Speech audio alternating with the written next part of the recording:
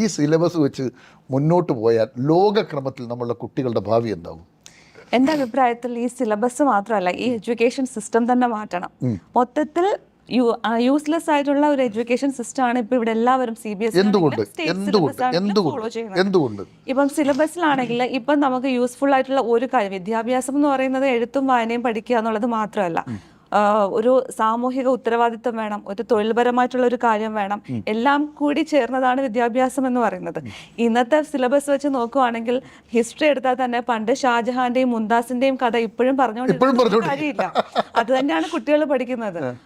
പിന്നെ അവര് സർവൈവ് ചെയ്തത് എങ്ങനെയാണോ അതൊക്കെ ഓക്കെ, നമുക്കത് അറിഞ്ഞിരിക്കാൻ വേണ്ടി കുറച്ച് പഠിക്കാം. ഇന്നത്തെ പുതിയ ടെക്നോളജി, AI പോലത്തെ പുതിയ ടെക്നോളജി 5Gയിലേക്ക് പോയിക്കൊണ്ടിരിക്കുമ്പോൾ ഇപ്പോഴും ഷാജഹാൻ എന്ന് ജനിച്ചു, അല്ലെങ്കിൽ മുംതാസ് എവിടെ, ഹിറ്റ്ലർ എവിടെ, ഇതൊക്കെയാണ് ഇപ്പോഴും കുട്ടികൾ പഠിച്ചുകൊണ്ടിരിക്കുന്നത്.